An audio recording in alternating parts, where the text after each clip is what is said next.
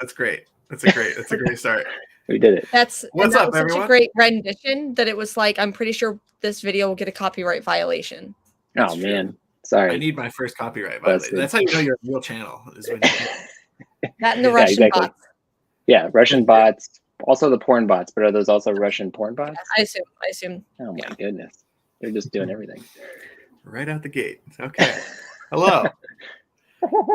This is going to be a very strange one because I feel like you, Scott, are so constant in these chats that your presence is going to be your absence is going to be missed in the chat. I was gonna do this. This is me crawling out of the chat, to be honest. That's how it works.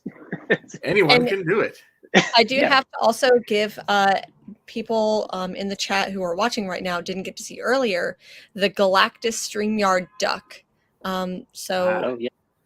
We couldn't keep it, but know that it's Greg there in spirit. Is not here, so we had to make some sort of substitute duck.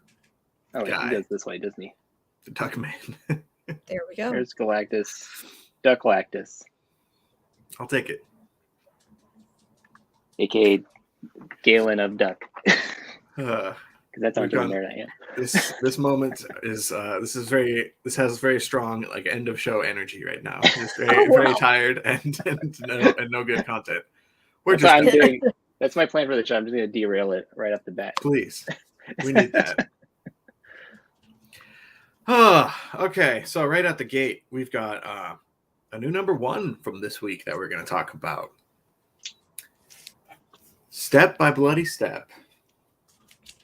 This book right here, I want to hear one of you guys mention this instead of me because I don't want to go first. Oh, I just don't. Well, it's my channel, so I don't want to talk. So I loved this, and I love Mattias Bergara. I read some of Coda, and I really loved him on when he joined, I think, Cy Spurrier on Hellblazer. I think last year was that when that was going on. Did you guys read that? It wasn't the DC Black Label book, the one before that, right? No, yeah, not that one. Yeah, the one before that. The one the regular series that then they wrapped it up. The one where he was at the end, he was all these people were eating pieces of the giant that represented Great Britain and also doing nasty things to it. Anyway, go read that series. But Mattias Bergara is just amazing. And his kind of cartoony and watercolor combo there. I love it. So I just love this book. I don't know if I want to go into what happened specifically, but it is basically the Iron Giant meets Miyazaki meets maybe Full Metal Alchemist with the big robot thing. I would have said dude, but near the end of the book, it doesn't have any robot parts. We can't tell what sort of gender the robot is, which is really my main concern. It's I can't enjoy this if I don't know how it irritates. But don't we see its face inside of the thing? That's true, right?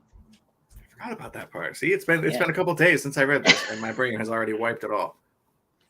I took notes on each of the books that I read, so I'll try to help out here with that info. Probably start doing that just in general. But yeah, there's this magical little girl who's being carried around by this mecha robot, magic mecha thing. And we say she's magic because at one point she gets a cut on her face and the robot touches her face and has blood on his finger and he sticks it in the ground and then all these plants spring up out of the ground. Okay. I didn't pick up that she was magic from that, but I guess that makes sense. My problem with this book, and I want to generally say I did not have a good time reading this book. Oh. And I was disappointed. Really? I really wanted to like this. But I think let me blow myself up. This book, I don't want to use the word gimmick because that's negative. That sounds negative. But the premise, I guess, of this book is that it is completely silent. Mm-hmm. No narration, no dialogue. You don't speak Plebadibes? I don't speak whatever this language is, I guess. Yeah, Plebadibes. That's I'm fluent in that. Oh, there you go. No, the art for me, this was my first experience with Mattias Bergara, as far as I know. And the art for me was not as clear as I would have liked it to be. There were times where I was looking at the page going, I cannot tell what I'm looking at, and I'm a little bit frustrated because I have zero other contextual clues to like figure out what's happening. And if the art isn't as descriptive and clear as it needs to be, then I get lost. Or maybe I'm just stupid because I feel like everybody else loves this book. I'm looking forward to getting to read all. It's 3 issues, right? It's just 3, I think. I thought I remember reading this was a 3 issue. More than that, but yeah.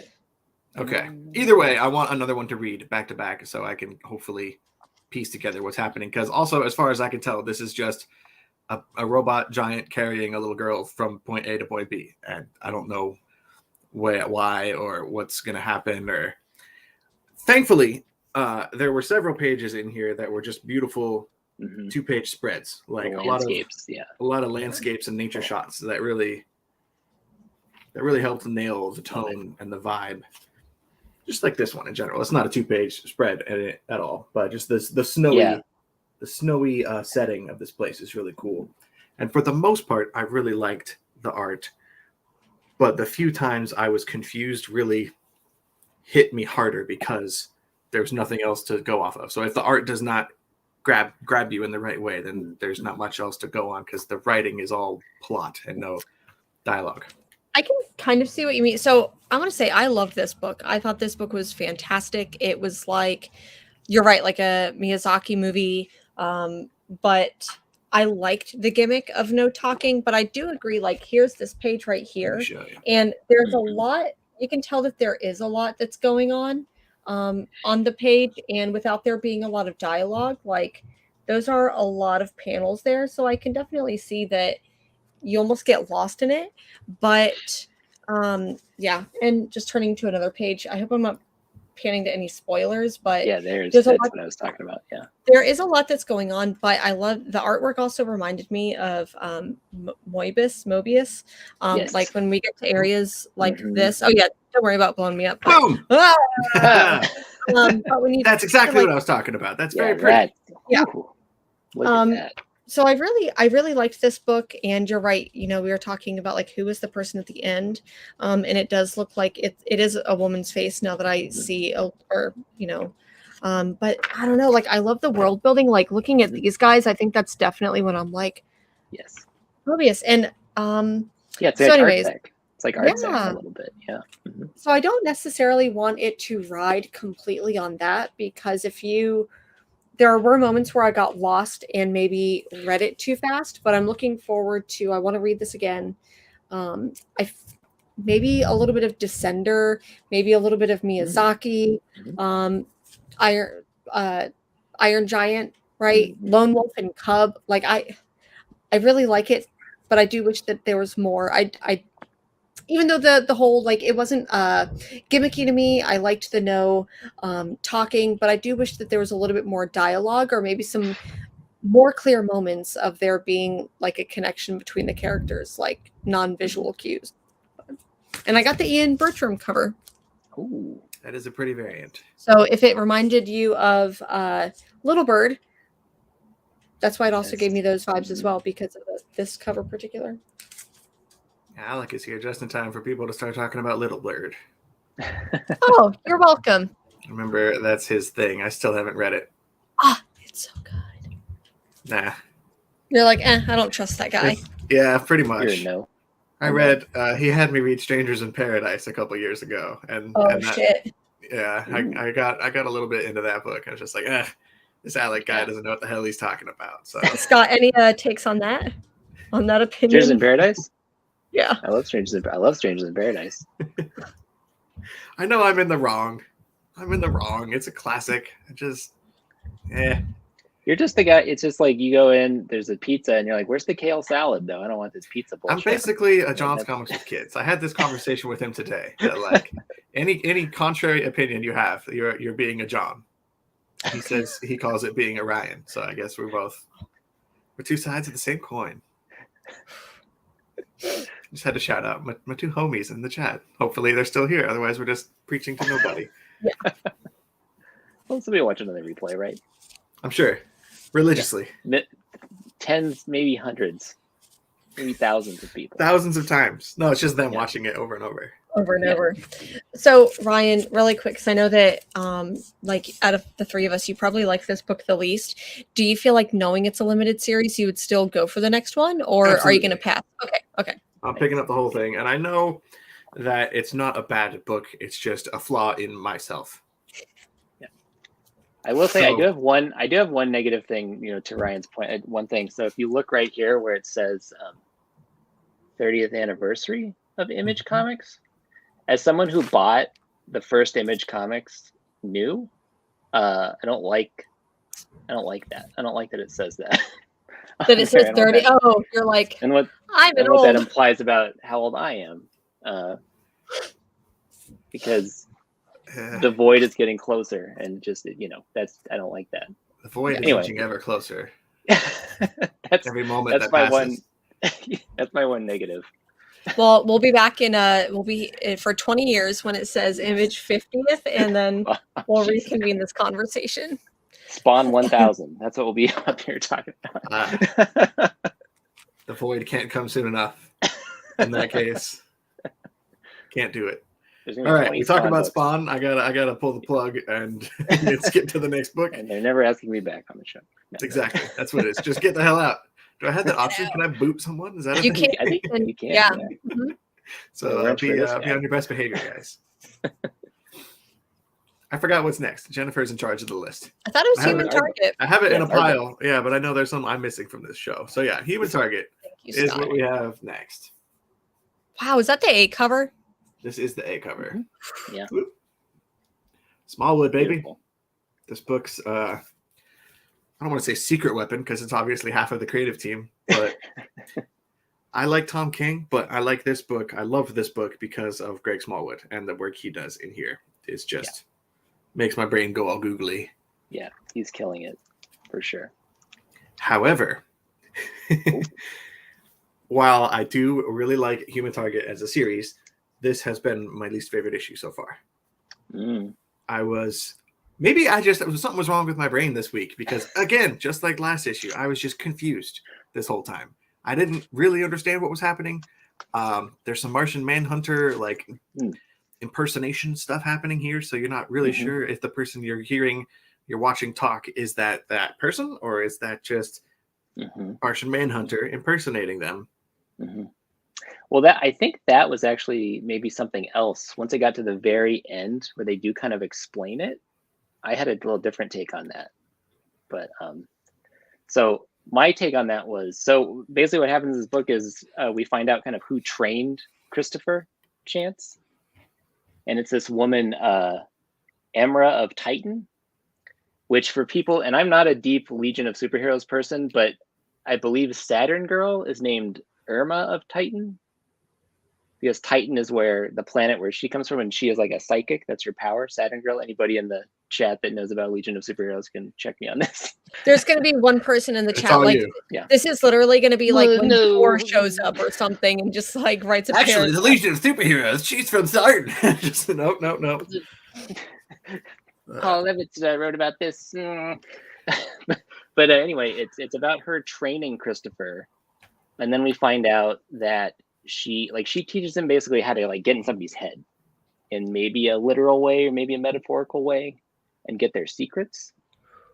And so I think when we're seeing John, well, I could show it here, but there's scenes where John, Martian Manhunter, is fooling around with fire, which if you know anything about fire and ice, that's where I was confused too, because I didn't know any. I thought that was ice, and now I'm confused because I think that's part of the mind tricks that they're playing here. Is so this is John having an affair with fire, and if you know anything about the Martian Manhunter, you know that his weakness is fire.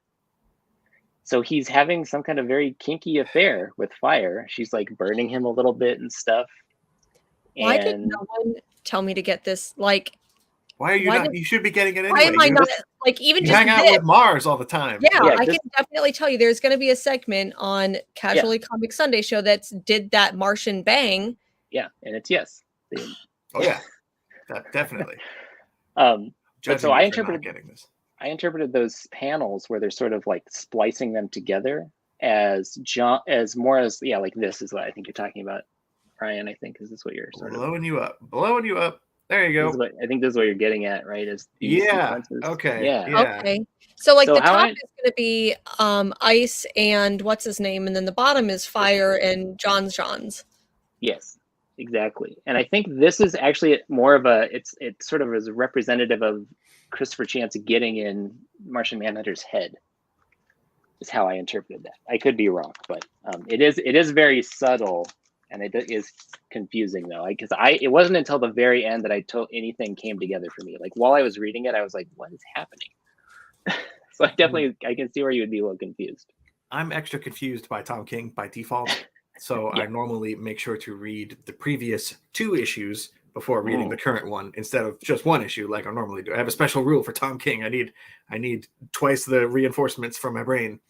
And this issue, I made the absolute mistake of reading it just by itself because I was at the comic shop and I didn't have my backups with me. Yeah. So I just went into this one cold, and that's a double mistake. Raw dogging it. Yeah, as I do. Yes. Sometimes it's a mistake to believe in yourself. You need to ask for help. Yeah. Take it down. Take it down a notch. And it's okay. Just ask for help. So again, this is another instance of I know the problem is with me. I'm obviously not going to say Tom King and Greg Smallwood are idiots or they suck or they made a stupid book. It's my stupid brain that doesn't know how to retain anything inside of it. So read Human Target. Not in our comics, but in ourselves. Correct me if I'm wrong, but I feel like the last issue was really heavy on the relationship with Ice, and there was a lot of like romantic moments. She grabs his hoo-ha. Pretty sure. That's the main takeaway. Yeah. Why am I not? Jen, this one reads well in issues, I think. And okay. Ryan, I don't know if we kind of talked about this backstage. Did you agree with that? I agree, but I would say I think Supergirl reads a little better issue to issue. Yeah, I think that Tom King stuff. Yeah, I would definitely agree there, and that is also very dense, and so I think you do get so much out of each issue that I think that helps that in that regard as well. Well, now that Supergirl is over, because that ended last week, so maybe I'll try to catch up.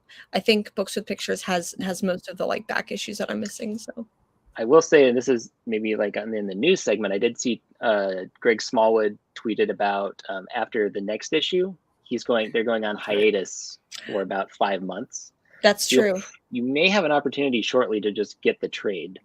I did see that where it's coming out in September. So they're taking a break until September when the next issue comes out.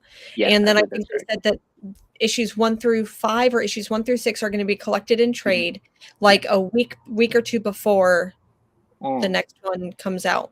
Well, before they're doing that long. I hate when they do that. I mean, it makes sense from a business standpoint, but like, yeah. I think it was also for Greg Smallwood. Like the tweet that I saw from him was basically it's giving me an opportunity to actually finish the book and like finish the story that we're telling. So I think I don't want to like blame it on Greg Smallwood, but I do want to say, yeah.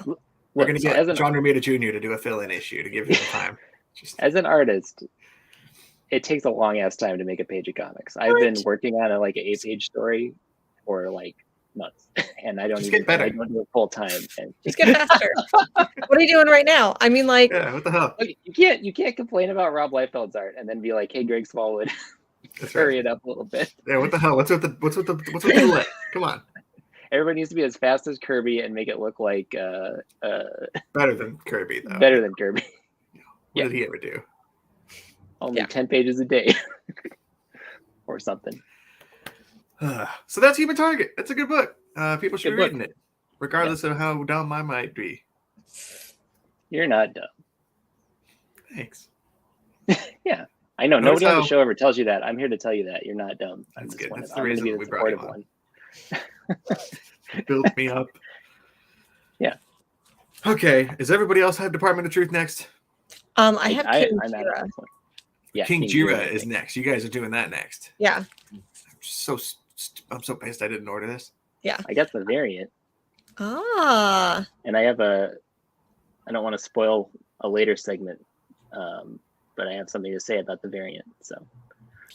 Well, what is it about the variant? Go ahead and spoil it. I'll just say it now. So if you look, where's the price on yours? What does yours say? $4.99. Okay. So Awesome.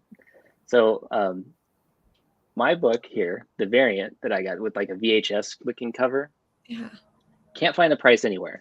And my shop that I've been going to for 15 years, which by the way, Jen and I are in the same town, which is just crazy with comic book stores. We actually go to 2 different stores, but we could each walk to our mutual store. We could probably with like 15 minutes.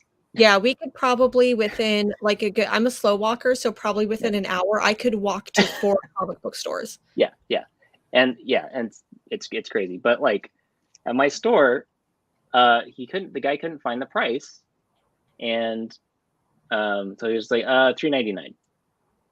And then I get a discount at my store as well. So it looks like I saved $1 plus 15% off of this price. So thank you, Excalibur Comics, for being so kind, because he just could not find the price, and I cannot find the price still. So Scout Is Comics, it on the barcode?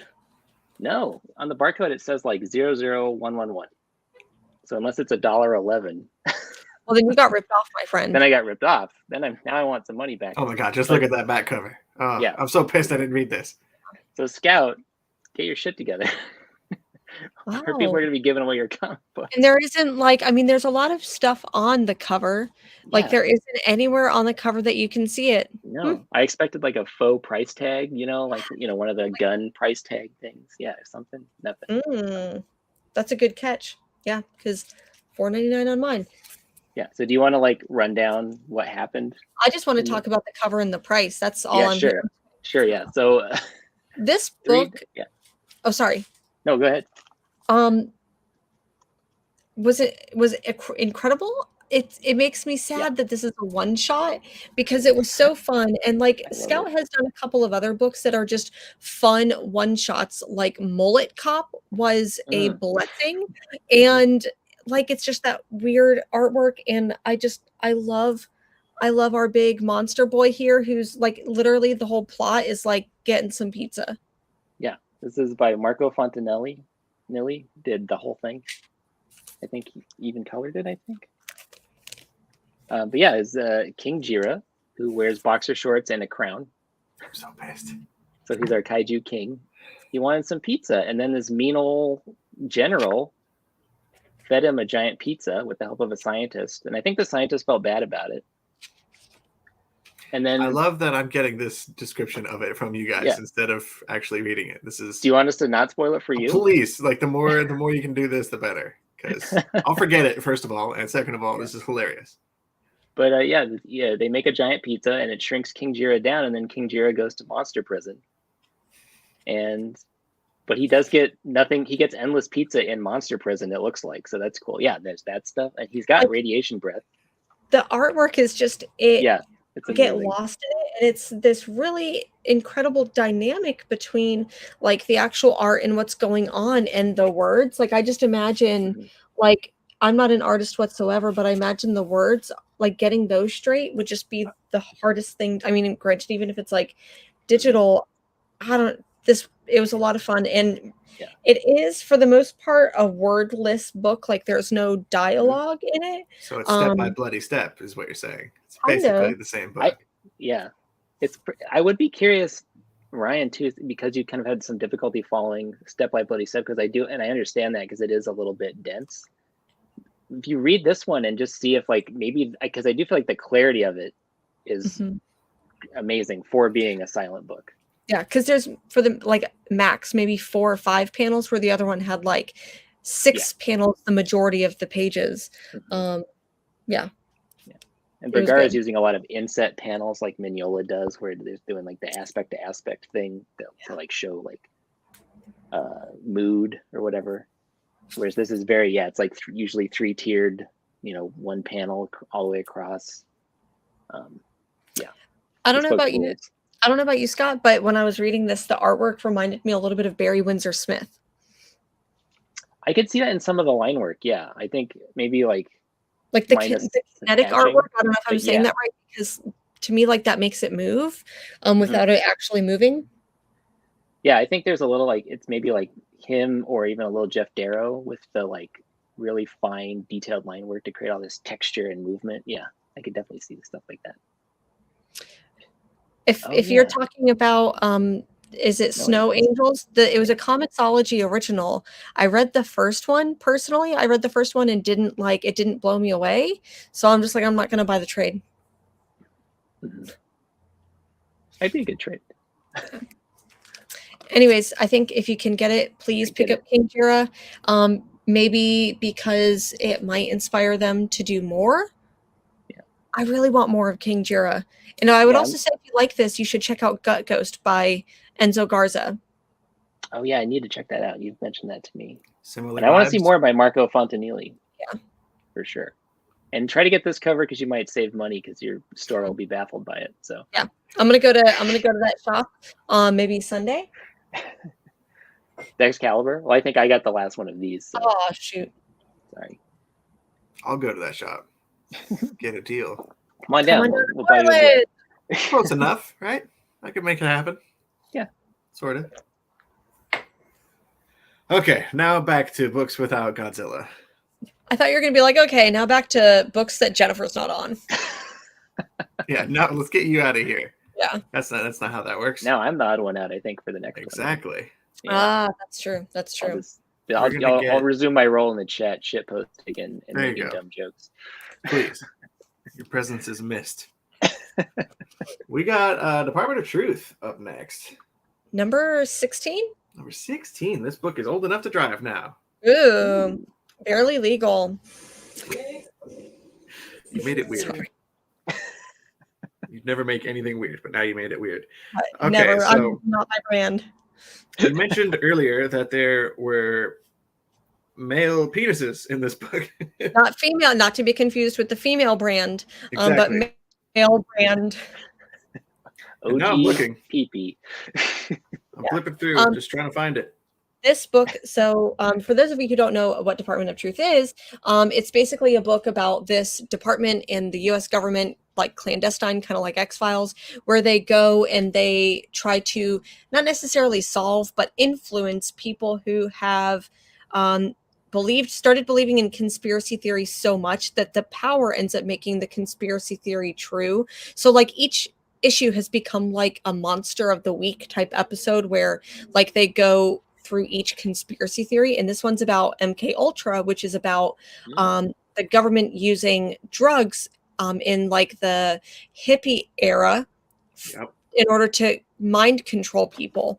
And I cannot tell you what the two people who are using drugs really talk about, but I can tell you that I loved this. This is one of my absolute favorite issues. But they lie around. Thank you for doing the summary. Sorry, but they lie around naked for the most part. I don't think there's any peen or anything. This is a hard one to show images from because there's a lot of hard ones. I still didn't see any peens. I flipped through the whole book looking, my laser eye penis vision, and I didn't see anything. I was like, I'm gonna go return this comic. Okay, I'm looking. That's right. It's an important mission. When you're trying to find a peen, you can't find a peen. That's right. When you're not expecting a peen, they're just everywhere. Bopping you right in the face. Yeah, you know what's going to happen. I was disappointed with this book. This Department of Truth is like consistently my favorite book, really, like month over month out of everything on my pull list. And this issue really kind of let me down, I think, because I was excited to see how this comic would handle MK Ultra and like the free love 60s hippie flower power stuff, and I feel like this story didn't really deliver in terms of like there's such a cool story they could tell here with government mind control with psychedelic drugs, and this issue just boiled down to two people stoned as balls in their hotel room just talking back and forth. There wasn't any real, I don't know, I feel like they could have done a lot more with this story, with this subject, and I hope that this is not all that that Tynan has to say about like LSD and mind control and MK Ultra and all that. I want a practical real world like application of that subject instead of just two people talking in bed. You know, I definitely understand that, but just given how Tynion has done the rest of the conspiracy theories, I feel like we're never going to get like this is what actually happened or this is how that ended up playing out. I may or may not have been inebriated at the time of reading this, so I cannot tell you exactly what happened other than two people smash. And that's really all you need to know. That's really all you need to know. But the way that the conversation moves between the two people, because they're like talking the entire time, is not linear. And in combination with the artwork, that can be a little bit jarring, but I just found myself getting lost in it. The art is really cool. Yeah, I do appreciate it. It's a wild detour from how the book normally looks. Yeah. Trying to find a page without there, any nastiness. I don't see any peen. I guess I just imagined it. Sorry. But there's still a lot of nudity. Yes. So there's boobies, but there's no. Correct. It's very one-sided. I'm gonna show this page shit. Because the other side of this book has nudity, but this side is all clear. It's very trippy. Lots of cool colors happening. Yeah. Who's the artist on this book? I know Tynion writes it, right? Martin Simmons does the Allison Sampson. Oh, okay. So art this time. Okay. Winnebago Graveyard. My first time seeing her artwork. That name rings a bell for sure. Oh, she did this variant cover though that I grabbed, and I do quite enjoy that. Although the main cover is really cool too. Oh yeah. Winnebago Graveyard. Should have Hit Girl one shot. Maybe there's boobies and penises in that book. That's what really matters. Yeah. Does have cool issue. It's a standalone issue. It's another one of those things like this is what Human Target would do if it was going to continue in between main story arcs with the main writer and artist. This book takes little detours every month to tell kind of even more standalone one-shot stories with guest artists every time.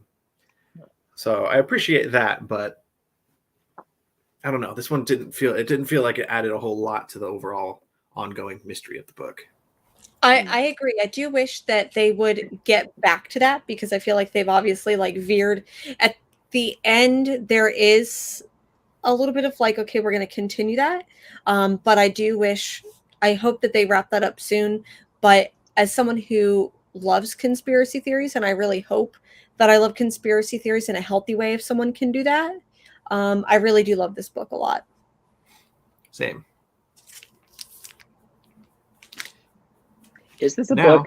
Is it very like overarching plot, or is it a book where you could dip in and out potentially, or like find issues that you could just grab and check out?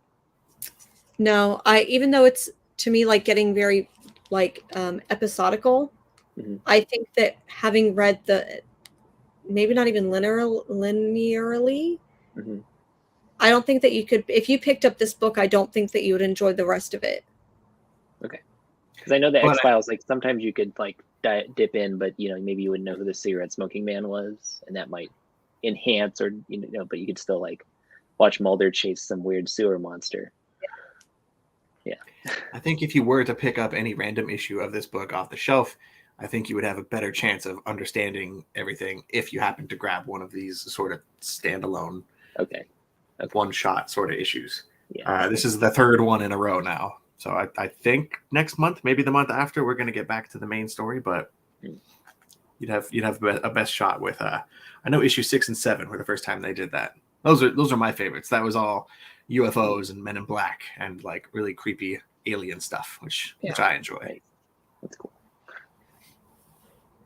And now the next book, I think you guys are both on, and I'm not. Oh on. yeah. Is it? Yeah. I have it, but I'm still not current yet. Okay. Saga. Oh, kitty! It's a kitty. Oh, look at the kitty cat. Oh, hey, bud. I think he wants I think to he eat sees us. you guys. Yeah, he wants to eat everything. Little porker. To carve a beef. Carve a beef. Little chode on our hands. Certified. Yeah, exactly. So Saga. I'm just gonna go. Yeah, I'm I just think gonna go people know what ahead this book is. I don't know if it's not, nobody talks about it really. So. No, it's still underground. Where's that in the chat? 256. I'm gonna rip the Band-Aid off and just say that, to be honest, since Saga's come back, I've been really disappointed. Issue 55, even though I knew that we were gonna like jump into the future and all of that, I didn't feel like I got closure from the previous issue. And then this one I feel like was going there a little bit. And then the last 2 pages, the character on the screen just says something that is very horrific. And I felt like I trusted Brian K. Vaughan, but I don't now. Horrific. Yeah. Interesting. I mean, on the last on the last page he doesn't say something horrific, but like the one before that he says something that's just Do you feel like, I don't know if we want to like just explain it or not, but do you feel like, Jen, that the final page and the way he sort of, that character, I want to say the character because that's something I'm sort of interested in talking about too. The way the character sort of used the term trigger warning in like a condescending and dismissive way. Oh yeah, it's funny. That made it worse. I do, and I remember like the first time someone called me a social justice warrior when that like term started being thrown around, and it was meant in a very negative way, and I'm like, oh, thank you. Like I feel seen, and then I feel like Superman. Yeah, exactly. Like I usually I don't really I usually play like a barbarian sort, not just kidding. What class is that in? Is that 5e? And I do understand. And I think that this is the character, like Brian K. Vaughan is painting this particular character who says this stuff. It's just not a good character, but I don't think that's necessary. Especially because of what is said in the previous page. Like you don't need to read it. I'm just gonna read it. I don't know what the hell you guys talking about. I thought we told you to. Yeah, the last panel right before the end page is like, I think that you can paint this person to be a bad guy without having to say that. Yes. Like, and I think about Dune, of course, because it only took me 37 minutes to mention Dune. But in the original Dune books, like Baron Harkonnen is painted as this like pedophile rapist, pretty bad. But then in the new movie, it's like, okay, he's not shown that way, but he's shown as like being gluttonous, and that how it shows how he's evil. This one, I just feel like goes full Baron Harkonnen from the books. Yeah, and I definitely, and I think I'm glad we kind of like talked out some of that, because I definitely sometimes see reactions to what a character is doing, and it's probably just the nature and like incentives of social media, where someone will just like then be like put that on the writer in a way that's not like as thoughtful. And I think it sounds like what you're getting at is like, I know it's the character and he sucks, but maybe like it's still like not the best choice, or the way it was handled is not the best choice. So it's kind of like, that's kind of what I'm hearing. So yeah. It reminds me when in Paper Girls, Brian K. Vaughan has one character say the F slur against one character in like the first, is it the first issue? But then later on, it's there and it's purposefully, but it feels very jarring at first. Yeah.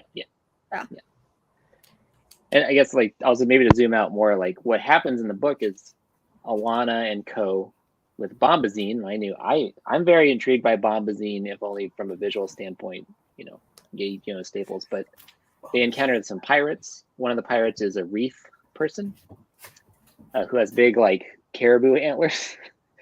And he seems like a cool pirate guy, but then at the end they get into like, we have a plan, and then Alana's like, well, I don't want to do that, and then he's like, says an awful threat to her, and then dismisses it as like oh, sorry, my bad. And like they get on it, spoiler alert, they get on a different ship, and the ship that they get on is a pirate ship, but then you get into this big library of music, which I thought was really cool. And I just thought was really fun. So this is maybe slightly feels like the first 50 something issues of Saga, but I put this down in a rage. I'm like, I hate this book.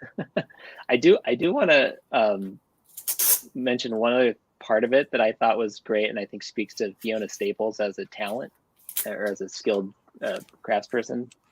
There's a part in this where we go back to King Robot, who's mourning the death of his son, and the way that Fiona Staples is able to create acting in a giant person body with a 100-inch flat screen TV head and still make it emotive and like clear is just fascinating to me.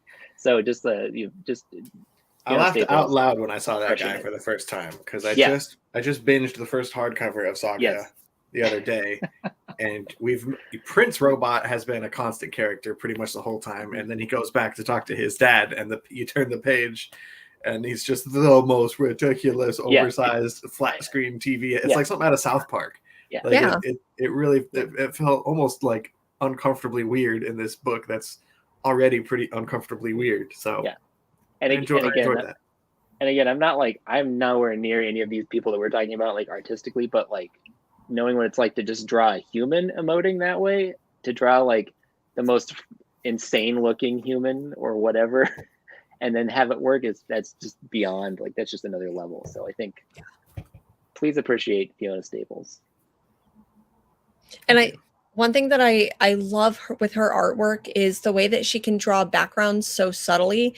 Like, imagine, I don't necessarily want to say like how much time she's shaving off by not doing like a full background, but seriously, like minimally what she does with the background. And it just, because like, I don't know if it's like blurred out or just the way she draws it, but like it's perfect and you don't see it really. I don't know. It's she's more Toth than Byrne. Like Byrne would just not draw backgrounds, even though he could draw backgrounds. I'm not getting on that train. But like Toth would like, what are the 3 lines that will make this look like a bus station?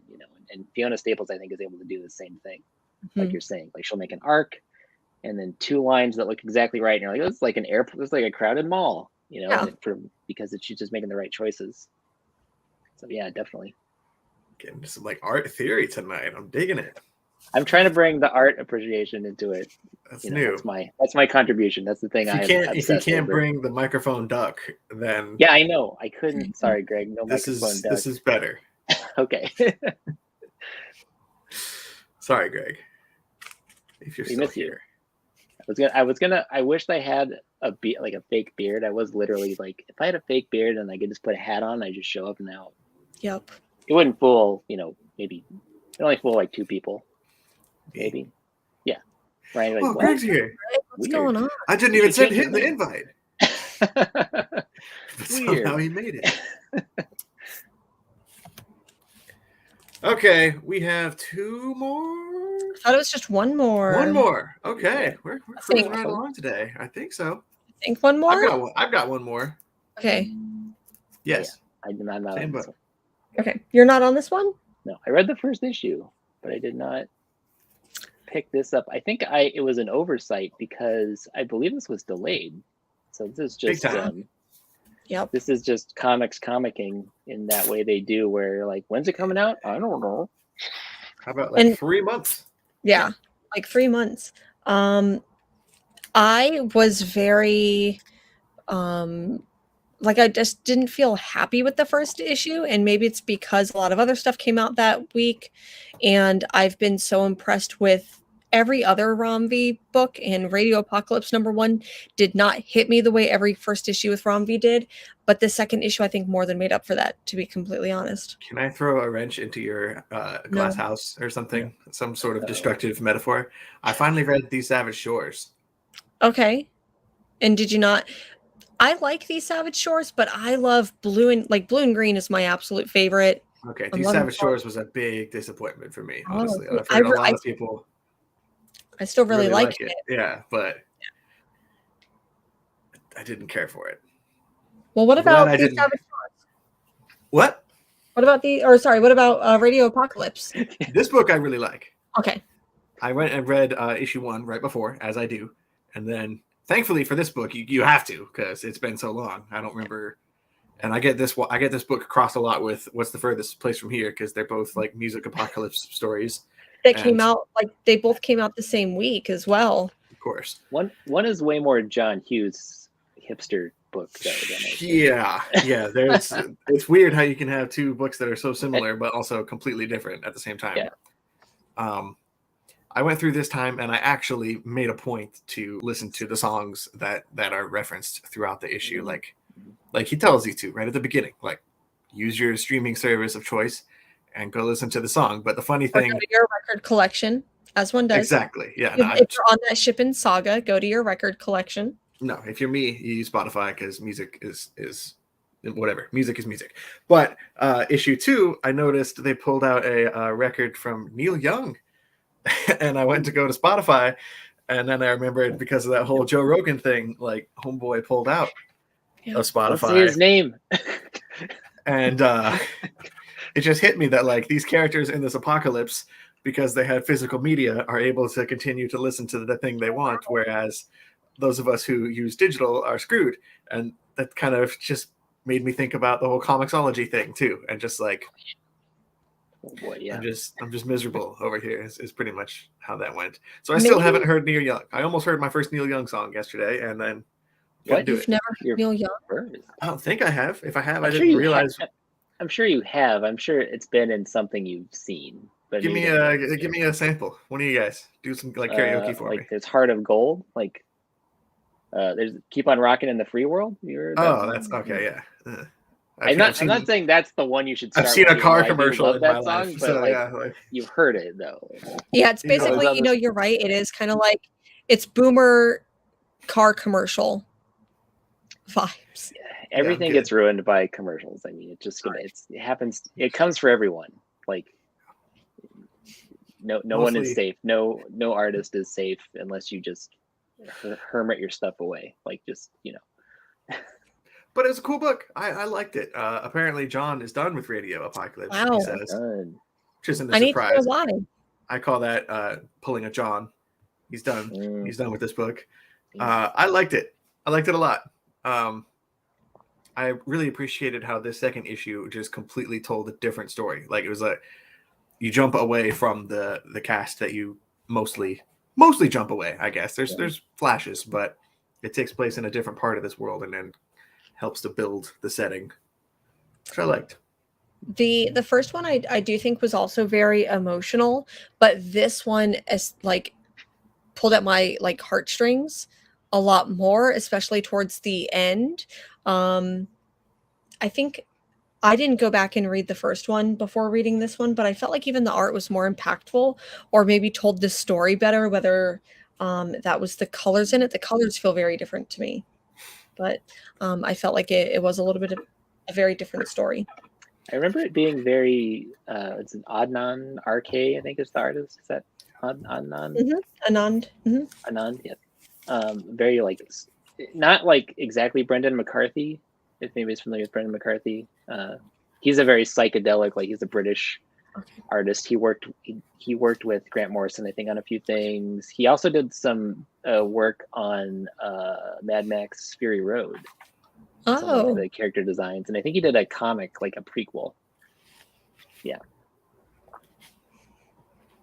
I can kind of see what Greg means about the art. It's a little. I like it, but I could see an argument for it being like kind of hard to decipher, I guess, almost in a step by bloody step way. But I don't know. It's just there's just a lot happening in this like settlement that these people are living in. Do you guys notice I sometimes feel like I see this with certain writers that maybe it's because they get some amount of clout, or maybe they work with editors that help them with this, but they sort of tend toward similar artists or similar schools of artists. Like I feel like recently, Bilquis Evely has been pretty distinct in Tom King's collaborators, but like Fornes and Garrett's and Greg Smallwood all kind of have a certain school that fits together, and I feel like this and then reading like Layla Starr, Felipe Andrade, and then even the artwork for Blue and Green. Who's the artist on that? Because it's very watercolor-y. Like dreamy, right? Dreamy, psychedelic looking. I think even The Savage Shores kind of has similar art to Radio Apocalypse in a way. Yeah. Like the word scratchy comes to mind. Yeah. I don't know exactly why or what I mean by that, but that's the word I think of. I keep almost picking up Blue and Green, Jen, so I will probably do it eventually. So I know you've talked about it a number of times, and I should probably check it out because I think I would like it. Yeah. I'm actively trying to read more Rom V stuff. I can't honestly remember if I already have Blue and Green on Comixology or not. I might. I picked up these Savage Shores all together, the whole trade for like $2 or something on a sale a few months ago. So I couldn't not pick it up. The sales on there are insane. That's really the thing that Comixology that's the only time I spend money on there. But the problem is I'll just spend money for no reason. And now I can't even do it anymore. We're not going to get the way I read all of Hellboy was when they had like a ridiculous Hellboy sale. It was like $100 or $50 to get all the Hellboy, and I'm like, well, shit, I better do that. Yeah, that's less than $1 an episode or $1 an issue. Yeah, way less. I think it's like 50 cents an issue almost, because I think it was like a lot of some BPRD stuff too. But that's how I read Walking Dead. I don't want to own that. I'm not giving my precious shelf space over to Charlie Adlard. But I can read it on the cloud. Shots fired. Yeah, it's Robert Kirkman. He's really the one I don't like. I will fire shots at Robert Kirkman anytime, unless he's actually in front of me, in which case I'll be too scared. Yeah, we'll be like, hi. He's a powerful man. He probably had you killed. I mean, he's got millions of dollars and nothing but free time to watch Fire Guy Ryan on YouTube. Yeah, he's watching right now. Hey, Rob. Exactly. Thank you for greenlighting Stillwater. But other than that, speaking of Stillwater, randomly, Chip Zdarsky is now going to be writing Batman and doing it with Jimenez. Jorge Jimenez, He's currently on the book, right? Jorge, isn't he? I don't read Batman regularly. He's been off for a while. He did that. He finished up when James Tynion did. Oh, okay. Molina's been on Batman for a few issues, but I guess Scott Williamson? Is that his name? Scott Williamson? Not Zach. Joshua Williamson. I got Scott on the brain. That's what it is. Yeah. But I guess Joshua Williamson is not on Batman for very long, which is good because I really don't like his run. I'm not enjoying Batman at the moment. That's a whole different story, I guess. But if Chip is going to be on there, and I like Jorge Jimenez, I might be reading Batman regularly for a minute again. So. I hated the Knight so much. But we'll see. Wow. We'll see. Yeah. I mean, there is too much Batman, but since I don't read it, I don't know that. So if I check out Batman, I'm like, what's this? Who's this guy with the bat outfit? Why is there a clown? Where are his parents? What did his parents do? He must have money. Probably. He must be. Yes, he must be rich. I am reading. Just a side note. I am listening to the audiobook of Glenn Weldon's book about Batman, The Caped Crusade, which is sort of simultaneously about the history of Batman and the history of like the rise of nerd culture and how those intertwine. And it's very good. I would recommend it. Called again? The Caped Crusade. The Caped Crusade. Yeah.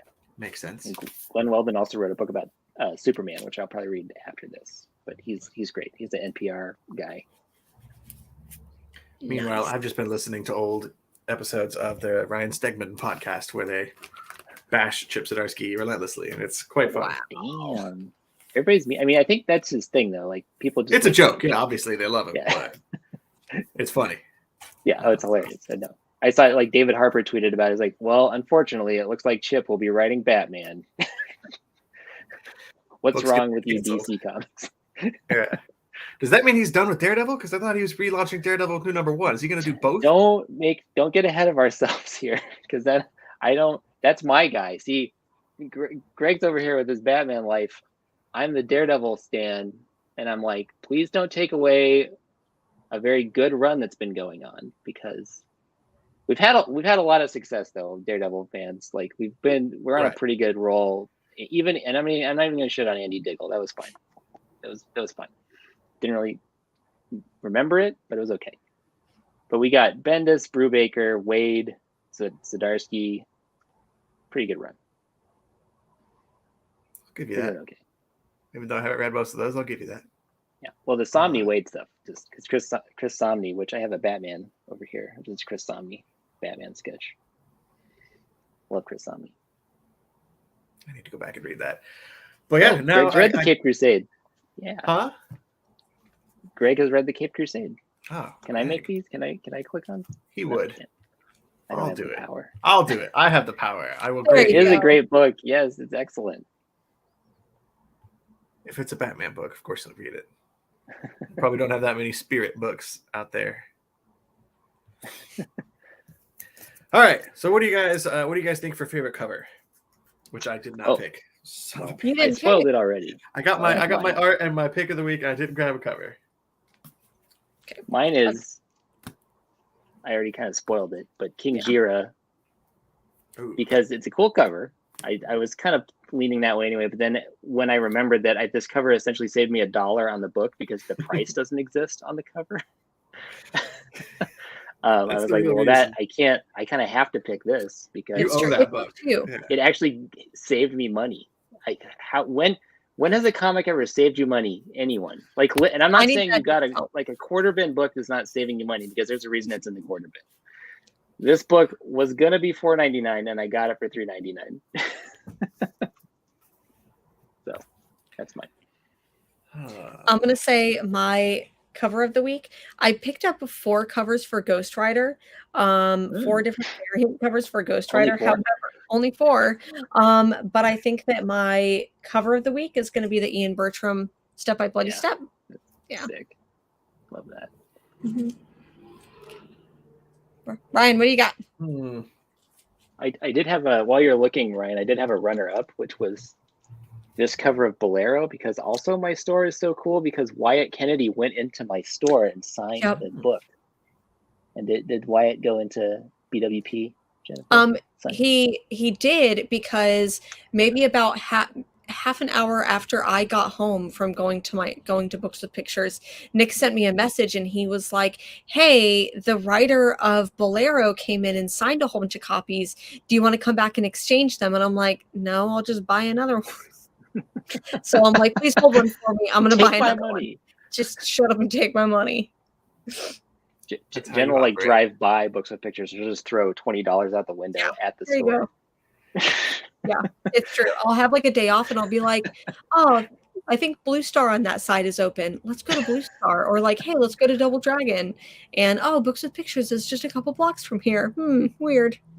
At least you're keeping the industry alive, basically single-handedly. Single-handedly, yeah. So whenever these dummy nerds, these frog boys are the comics industry is dying, and I'm like, bitch, I spend more a month on comics than you had the last 5 years. Stay in your fucking lane. Go home, kid. Frog boy. Frog boys. That needs to be a more prevalent insult. Yeah. Because the ones who know what I'm talking about. So I know what you're saying. Yeah. Feels good, man. I'm gonna take this out of the bag so I can show it better. Show me what you got. I guess this is my favorite cover. There's a few good ones. I have a couple choices, I guess, but I liked this one a lot. Cool. It's for The Rush #4 by Martin Simmons. I got the Martin Simmons variant. That's cool. It's someone panning for gold, but obviously there's a bloody skull in the reflection. Whoa. I dug it. Also, I would accept as another answer. Yeah. Anything by Greg Smallwood. That was my runner-up. Also, if it had saved me $2, I would have picked that one. I do love Jeff Daycall's covers on Catwoman. And I just have to say, do you know what rule of acquisition they're talking about on the cover of Catwoman? If they take from you, you make them pay. That's straight up a Ferengi rule of acquisition. Oh yeah, totally, for sure. Sorry. Are you science talk? What is this? It's Deep Space Nine talk. It's God, yeah. I don't know. You don't know about gold pressed latinum? Gold press. How many bars of gold pressed latinum? I wanted to come hang out with you guys, but now I think you guys are I'm too cool for you. Star Trek sometimes has that effect where like it's too nerdy for nerds. Yeah. Sometimes, depending on where you are, it's like, whoa, hold up, because there's like real science, but then also like feelings, and then a lot of lore, and I think that's what makes Star Trek very complicated for people. Yeah, that's why. Speaking of which, there was a Star Trek Klingons book that came out. Did anyone else pick that one up? I saw it, and no, did not do that. I still have my copy. I did not want that to be my first Star Trek thing ever. Nah, even though it was pretty good. I've been relatively disappointed with almost every single Star Trek comic book I've ever purchased. They have a bad track record. But this one was decent. But it was basically I'm going to get really nerdy. It was basically the origin of the Klingons, and you get. Can you say it in a nerd voice? Basically, the origin of the Klingons. It was really nerdy, and we get to see the origin of Kales, the Unforgettable. Oh God. Is that is this in the Kelvin timeline, or is this in the main timeline though? It technically would be in the non-discovery timeline. Yeah, okay. Yeah. Of course, there's multiple timelines, and you have to be clear. Well, they had to add that. They were feeling left out. It was like the only like no multiverse thing. Thanks, JJ. All right. Interior art. Mine's easy. I'm just gonna throw it up because I have it right here. But anytime Human Target comes out, I can't not pick it. I love I don't know what he uses to draw this book, but it's digital. He's digital, but he I think he painstakingly has developed or found these very analog looking Photoshop brushes. He actually does it. If you follow Greg Smallwood on Twitter, he does some wonderful threads sometimes of his process. You should check it out. I don't F with Twitter, but I think I'm following him on Instagram. You could like Google it and then just find the thread and look at it and not log into Twitter ever. Yeah, that shit's cool. Just these like close-ups over here. Yeah. Mm-hmm. He did a thread actually talking about the coloring and some of the backgrounds are very much influenced by 101 Dalmatians and kind of the art direction of that film, that movie. Love that movie. Yeah, and so if you look at the backgrounds, kind of look at him through that lens, and also the way he's treating like when the light kind of is looking like it's come through a window, like those parts where there's like a sort of a square of a lighter color, and it's like when the light comes through a window, that's kind of what's the effect that's being created. That's something I think he got from 101 Dalmatians and some other like kind of old pulp novel. So he gathers all this source material for the art direction. Let me just look again. Yeah, it's. Okay. So if you see like a colored square basically over a face usually. Yeah. Like right exactly. That like that. Or that top left panel or top right, I guess. Yeah. Go this way. Here we go. It's just a cool book. I really like it. It's from my dumb monkey brain who can't articulate art things. Did you ever read Vampironica? Hell no. Dynamite? Oh. I got no. Dynamite. No, but Greg Smallwood drew it. Okay, I'll read that then. You said Vampironica, right? Whatever. That's Archie. That's not okay. I've never read Archie either. No, it's Archie. This is my first exposure to Veronica was a vampire. Okay. Yeah. And it's set in like the new Archie horror universe. Yeah. With Sabrina and Archie Afterlife with Archie. Mm-hmm. He also did an awesome MODOK and Nick Fury short story in a Marvels issue that came out last year. That was really cool. So yeah, I'm here for Greg Smallwood. I've got a lot to learn. I'm gonna go track down that Moon Knight run and read that next, I think. Yeah, definitely read that. It's really cool. Yeah, see? Yeah, exactly. Mm-hmm. Yes. To go ahead and round off the artwork of the week, I'm going to go ahead and say Department of Truth. Okay.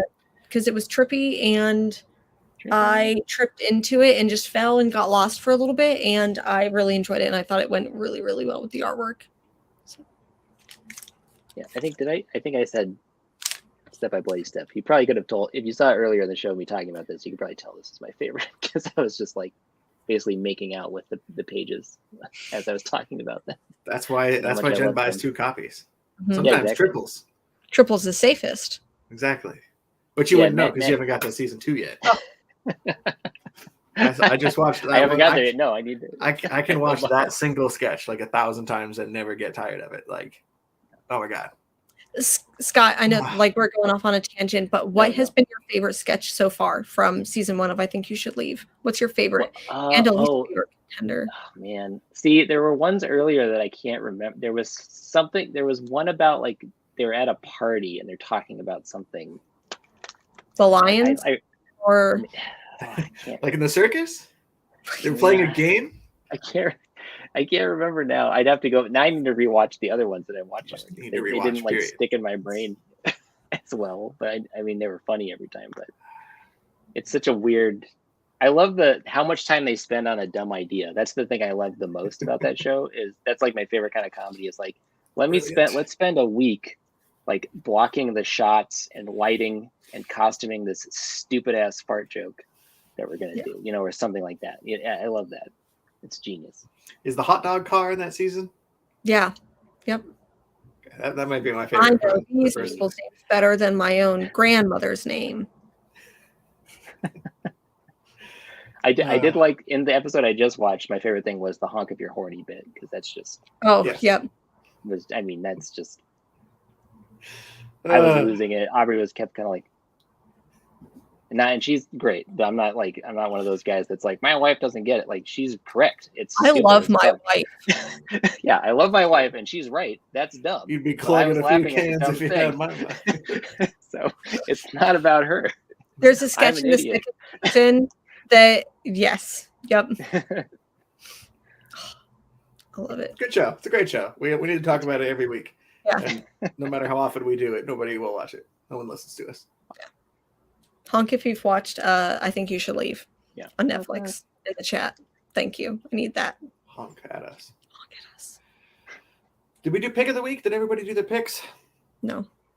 Mine's the same one. So okay. Kingjira. I love this book. That's fair. Loved it. For me, wait for the next one. For me, it was Bolero. I feel like I'm really sad that this. Once again, another one that I absolutely cannot open any pages of this because I feel like it's definitely going to land on an R-rated one. Or dong. Some dong in there. There. Maybe that's where I thought that dong was hanging, but this is a very kind of like Lonely Receiver. I feel like this issue is getting a little bit explicit all of a sudden, but I really love it. I love the story that's being told. This one made me feel how I wish Saga made me feel. And I missed that. Saga. Yeah. Someone's coming for your spot. Bolero's coming for you, but Bolero's only it's a limited, I think 4 or 5. Yeah, I think that sounds right. This issue gave me, even more so than the last issue, sort of Love and Rockets vibes, like early Love and Rockets when there was some sci-fi stuff in it. Like Maggie was a pro-solar mechanic. It gave me a lot of those vibes because it's very much like about feelings, but all these insane sci-fi concepts swirling around everywhere. So you should read it. I got more to read, I guess. There's always more to read. They never stop. Always. They just take a week off of comics, just to let us catch up. They just keep making them. They just keep making them and sending them to the store, and then I go wander around the store, and I think I got all the good ones, and then I watch your show, and you tell me about 7 more good ones that I need to read. I feel like I missed out on 2 or 3 this week that I didn't get. That did We Ride Titans #2 came out this week or last week, and I forgot it, and Carnage Forever I forgot to pick up, and I missed out on a lot of things. I know.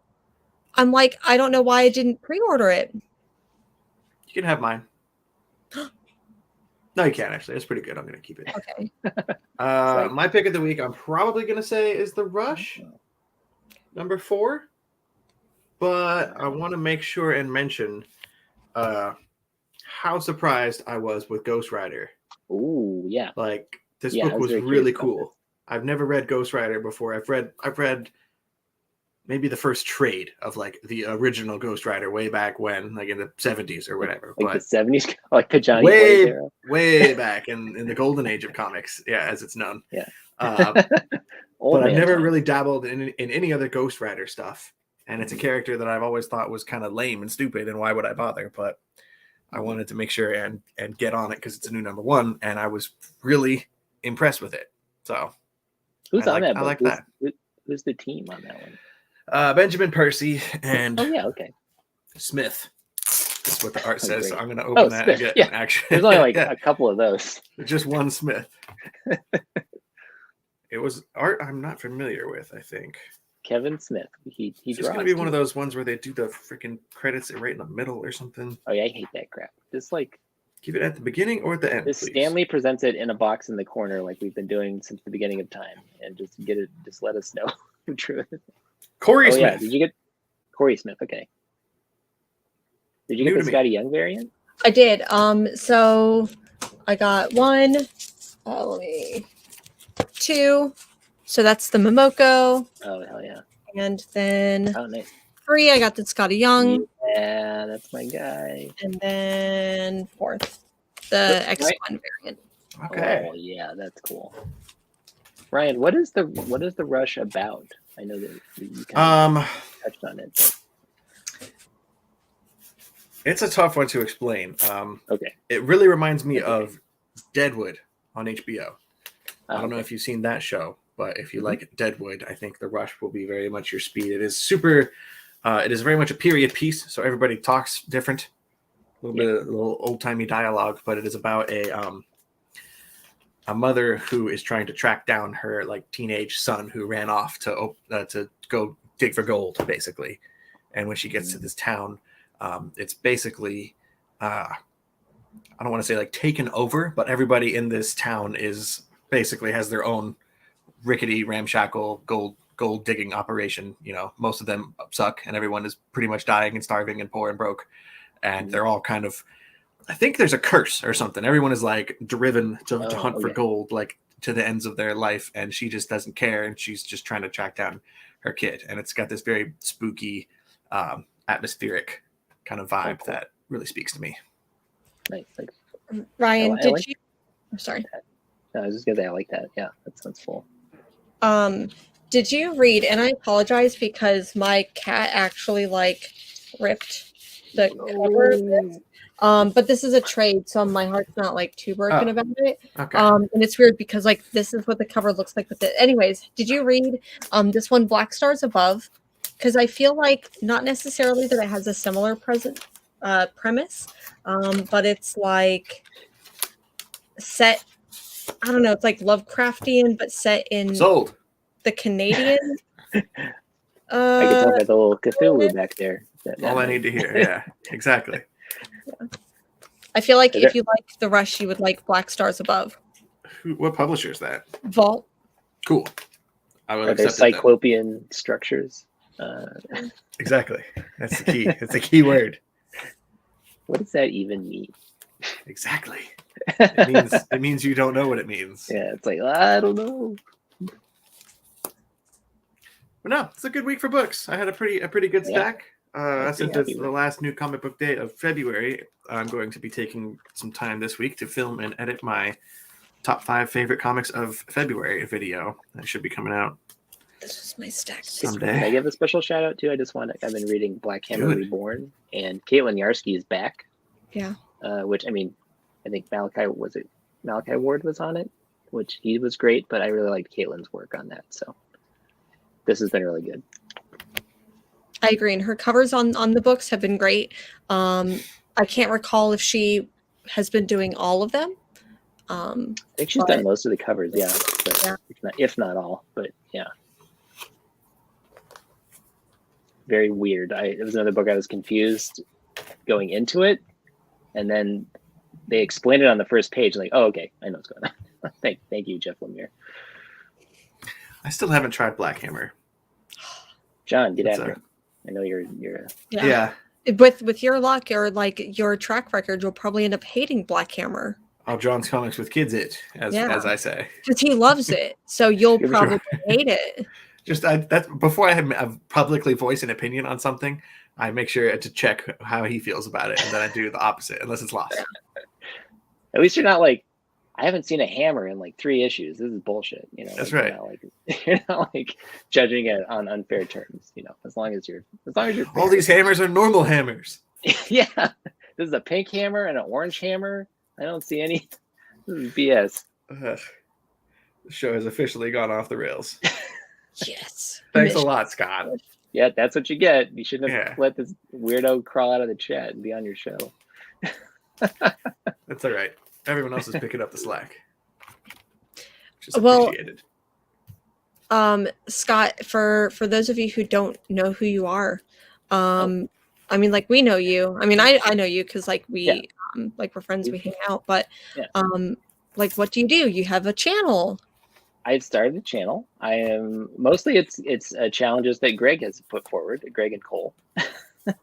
So, but yeah, I got interested in I was like, I have ideas for videos. I have a whole Kanban board actually over here full of video ideas, and I'm working on some ideas. I want to focus a little more on like process stuff and like maybe analyzing art, like I've been trying to do, here maybe a little bit. So the stuff that I'm interested in, I think everybody else is doing a way better job of covering like reviews and like important like spec books and stuff. Like I don't know if I can contribute there. You guys all are crushing it, and I'm trying to find other ways to maybe get in there and do that stuff. Follow me on Instagram. I post memes. I have your link in the bio if anybody wants to click on that. Everybody's Instagram is in the bio. Yeah, I post memes in my stories a lot, and then I also post my art on my page. And I posted a comic about a month ago that I did about the time I met Jane's Addiction backstage at Lollapalooza. Wearing a banana costume? Yeah, I was wearing a shark costume. One of my friends was a banana, or no, a pineapple. It was pineapple, an orange, and a pear, and then I was a shark. You got to read the comic. I'm not gonna. We'll spoil everything else. So it's not a spoiler warning for this. So you go read the comic. But yeah, I met Jane's Addiction. I also met Nick Oliveri and Charlie Tuna, and I met Jared Leto, and he was a little bit of a creep. My friend. So you don't say. Just a little bit. That doesn't surprise me at all. Yeah. Yeah, same. I love how you like whispered like he's creeping right behind you. I don't want any. The hell did you say about me? Just kicks in your door. You talk about Prefontaine? Immediately. So yeah, check out my stuff. I mostly I'm just out here having fun in the community. These two. There you go. They have real channels. I have barely a channel. So check them out. Check them out more. But check them out. Described as a real channel. No adult whatsoever. We need Greg to keep us on track because we didn't even pick the books we were talking about until like several hours ago. Yeah. So Greg, you missed. I imagine that's how it worked anyway. But it's usually pretty late, but this might be like one of the later ones we've ever done. Like Friday afternoon. It's like, oh yeah, we have a show. Let's figure that out before it gets too late. I don't know what you're talking about. I received a script from a messenger, a guy on a bicycle.